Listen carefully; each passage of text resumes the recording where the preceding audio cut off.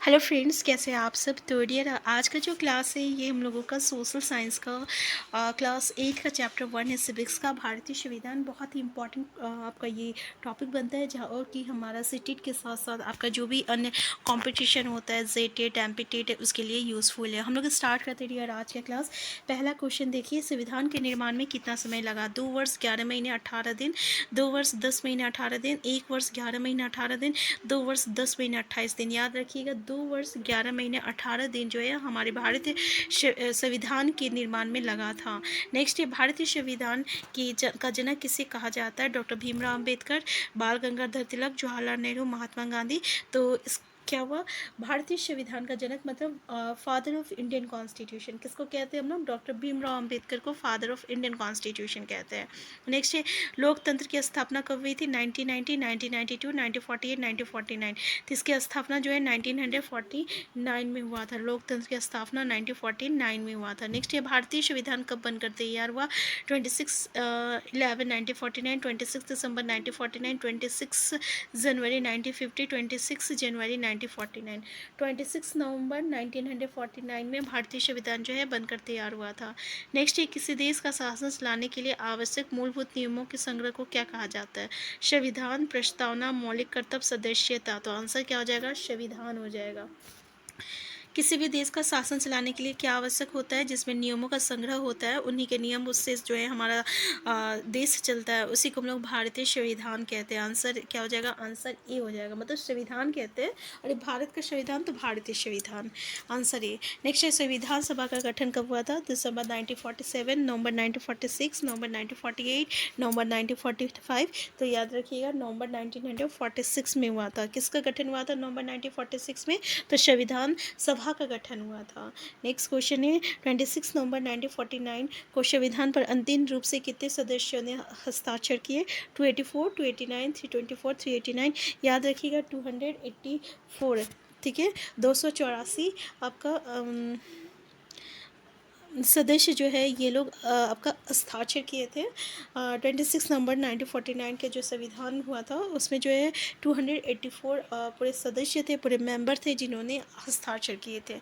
Next है, भारतीय राष्ट्र आंदोलन का उदय कौन सी सदी में हुआ है। 19वीं सदी में, 18वीं सदी में, 20वीं सदी में, 15वीं सदी में। तो याद रखिएगा 19वीं सदी में हुआ, आंसर ए हो जाएगा। नेक्स्ट है, भारत गणतंत्र कब बना था। 26 जनवरी 1950, 26 नवंबर 1949, 15 अगस्त 1947, 15 अगस्त 1952। हमारा आंसर हो जाएगा 26 जनवरी 1950 हो जाएगा। नेक्स्ट है, किसी भी धर्म को राजकीय धर्म के रूप में बढ़ावा न देना क्या कहलाता है। स्वतंत्रता, धर्मनिरपेक्षता, समानता, संवैधानिक। हमारा आंसर क्या हो जाएगा, धर्मनिरपेक्षता हो जाएगा। किसी भी धर्म को राजकीय धर्म के रूप में बढ़ावा न देना मतलब धर्मनिरपेक्षता हो जाएगा, ठीक है। और हमारा भारत जो है ना ये धर्मनिरपेक्षता देश है, मतलब यहाँ किसी भी धर्म को हम लोग बढ़ावा नहीं दिए हैं। यहाँ पे अत्यधिक सबसे ज़्यादा जनसंख्या जो रहता है हिंदुओं का है, लेकिन भी हम लोग हिंदू धर्म को यहाँ पे स्वीकृति नहीं दिए। यहाँ पे हर एक तरीके का धर्म जो है माना जाता है, इसलिए इसको हम लोग धर्मनिरपेक्ष देश कहते हैं। नेक्स्ट है, निम्नलिखित पर विचार कीजिए। पहला, संविधान में राज्य शब्द का संबंध राज्य सरकारों से नहीं होता। संविधान के अनुसार राज्य एक ऐसी राजनीतिक संस्था होती है जो निश्चित भूभाग में रहने वाले सब प्रभुत्व लोगों का प्रतिनिधित्व करती है। केवल एक, केवल दो, या तो देख सकते हैं ना, आंसर सी जो रहेगा करेक्ट आंसर हो जाएगा। ये दोनों स्टेटमेंट बिल्कुल सही है। नेक्स्ट है, भारतीय संविधान कब लागू किया गया। तो आप देख सकते हैं 26 दिसंबर 1949। तो ये सबको पता है कि 26 जनवरी 1950 में किया गया था, हमारे भारतीय संविधान को लागू किया गया था। और इसी के अवसर पे हम लोग जो है गणतंत्र दिवस यानी रिपब्लिक डे सेलिब्रेट करते हैं। नेक्स्ट है, भारतीय संविधान प्रारूप समिति के अध्यक्ष कौन थे।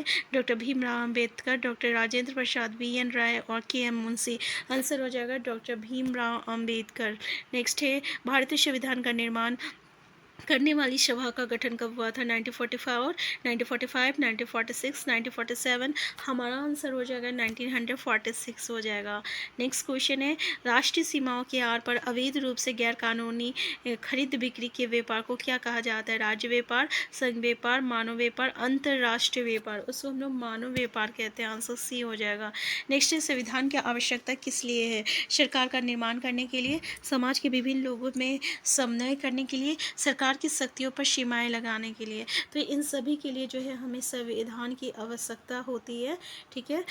तो आंसर हो जाएगा, आंसर डी हो जाएगा। नेक्स्ट है, संविधान के अनुसार सरकार के लोगों में शामिल है, अंकों में शामिल है कार्यपालिका, विधायिका, न्यायपालिका, नगर पालिका। तो आपको पता है ये तीनों है, ये नगर पालिका नहीं है, ठीक है ना। तो हमारा आंसर क्या हो जाएगा, 1 2 3, यानी आपका आंसर बी जो रहेगा करेक्ट आंसर हो जाएगा। नेक्स्ट क्वेश्चन है, संविधान के अनुसार सरकार के अंग कौन से, विधायिका, कार्य।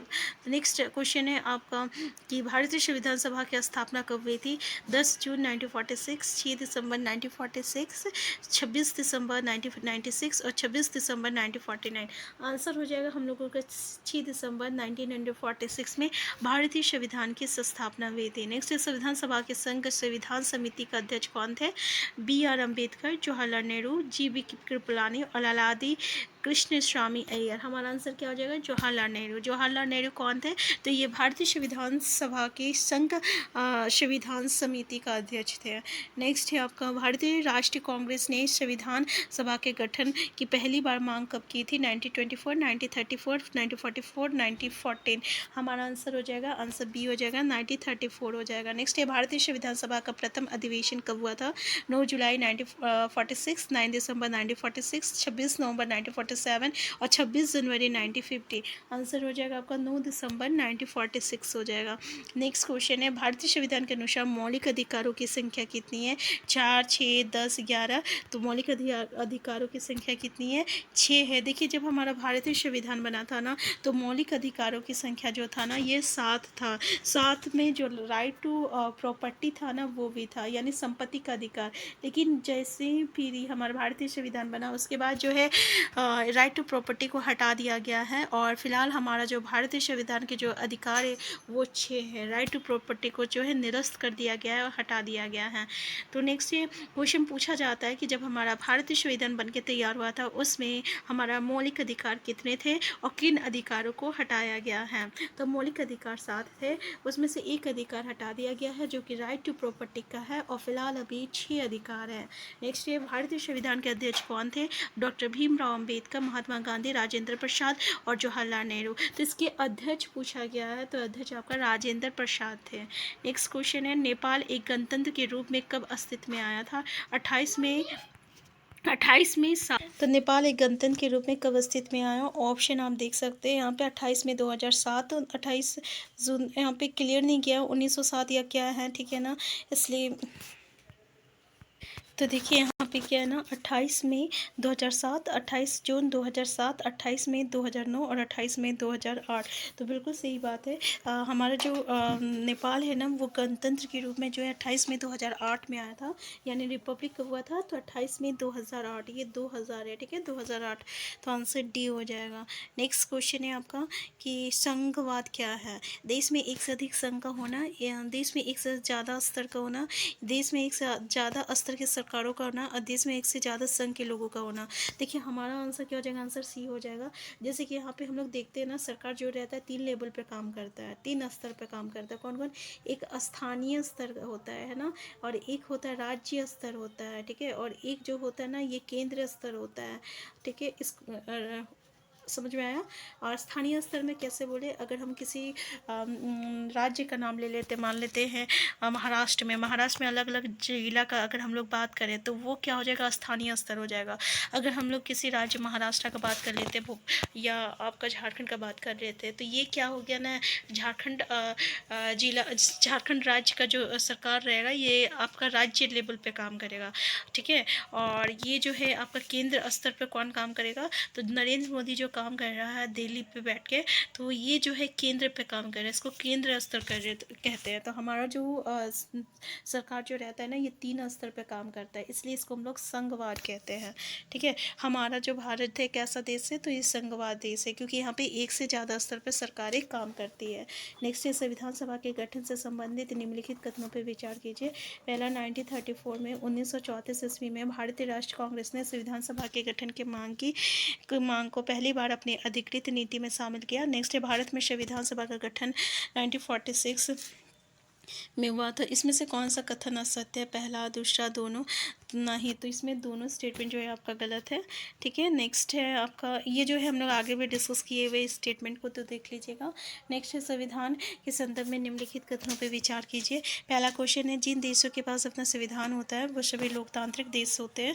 आप ये बताइए लोकतांत्रिक देश मतलब क्या होता है? लोकतांत्रिक देश मतलब क्या होता है? जो लोगों को जो वोट करने का अधिकार है, लोगों के द्वारा जो सरकारें चुनी जाती है ना, इसी हम लोग लोकतांत्रिक देश कहते हैं। लोकतांत्रिक देश मतलब क्या हुआ कि लोगों के लिए, लोगों के द्वारा और लोगों के लिए बनाया गया। ठीक है, लोगों से बनाया गया इसको हम लोग लोकतांत्रिक देश कहते हैं। इसका मतलब ये नहीं हुआ कि भारत के पास अपना संविधान है तो वो लोकतांत्रिक देश हो गया। तो हम लोग तो कह सकते हैं ना भाई ये स्टेटमेंट तो गलत है। नेक्स्ट है, संविधान समाज के मूलभूत स्वरूप का निर्धारण करता है। तो ये सही है। आंसर हमारा क्या हो जाएगा? आंसर केवल 2 सही हो जाएगा। ठीक है ना, हमें सही स्टेटमेंट बोला है। नेक्स्ट क्वेश्चन है आपका कि भारतीय संविधान के संदर्भ में कौन सा संबंध में निम्नलिखित पर विचार कीजिए। पहला, भारतीय संविधान में अल्पसंख्यक वर्गों को संरक्षण प्रदान किया गया है। आप देख सकते हैं ना, ST SC माइनॉरिटीज़ के लिए सीट जो हमारा गवर्नमेंट सर्विसेज में जो रिजर्व हो जाता है उस सीट को कोई नहीं ले सकता। तो ये जो है कहीं ना कहीं जो है हम लोग संरक्षण प्रदान किए हैं अल्पसंख्यक वर्गों के लिए। नेक्स्ट है, संघवाद का अर्थ है देश में एक ज़्यादा स्तर पर सरकारों का होना। तो अभी हम लोग जस्ट डिस्कस किए, तो भाई हमारा कौन सा स्टेटमेंट सही है? तो ये दोनों स्टेटमेंट जो है हमारा बिल्कुल सही, आंसर सी हो जाएगा। नेक्स्ट क्वेश्चन है, संविधान के अंतर आत्मा किसे कहा जाता है? मौलिक अधिकार, मौलिक कर्तव्य, नीति निर्देशक तत्व, प्रस्तावना। हमारा जो मौलिक अधिकार है ना, इसी को हम लोग संविधान के अंतर आत्मा कहते हैं। ठीक है, नेक्स्ट क्वेश्चन है आपका कि संविधान निर्माण के समय निम्नलिखित अधिकारों में से कौन से अधिकार मौलिक अधिकारों में शामिल थे? और नीचे दिए गए कोड की सहायता से सही उत्तर का चयन कीजिए। समानता का अधिकार, स्वतंत्रता का अधिकार, शोषण के विरोध अधिकार, धार्मिक स्वतंत्रता का अधिकार, सांस्कृतिक और शैक्षणिक अधिकार, संवैधानिक उपचार का अधिकार, संपत्ति का अधिकार। तो इसमें क्या हो जाएगा? तो हमारा आंसर डी हो जाएगा। क्यों आंसर डी होगा? क्योंकि ये क्या बोल रहा है क्वेश्चन, जरा ठीक से देखिए कि संविधान निर्माण के समय कौन कौन सा मौलिक अधिकार शामिल था। तो हमने कहा था ना, ये तो 6 अधिकार पहले से ही हैं, ये 6 अधिकार अभी भी है। लेकिन ये जो संपत्ति का अधिकार था ना, जब हमारा भारतीय संविधान बना था तब उस समय था, लेकिन अब इसको हटा दिया गया है। लेकिन हमारा क्वेश्चन क्या बोल रहा है कि भारतीय संविधान जब बना था उसमें कौन कौन सा मौलिक अधिकार था। इसका मतलब क्या हुआ कि इस समय तो ये अधिकार था, इसलिए हमारा आंसर डी है। अब पूछता कि कौन सा अधिकार को भी हटा दिया गया तब संपत्ति का अधिकार होता। ठीक है, तो हमारा आंसर क्या हो जाएगा? आंसर डी हो जाएगा। तो आप देख सकते हैं कि भारतीय संविधान में जितने भी पॉइंट है सब याद करने वाला, समझने वाला है। ठीक है ना, और काफ़ी इंपॉर्टेंट टॉपिक है जो कि आपके हर एक एग्जामिनेशन के लिए यूजफुल है। हम चैप्टर का डिस्कशन भी करेंगे। चैनल में नए हैं, चैनल को सब्सक्राइब कर लीजिएगा। वीडियो हेल्पफुल होगा तो लाइक से करना मत भूलिएगा। Thank you.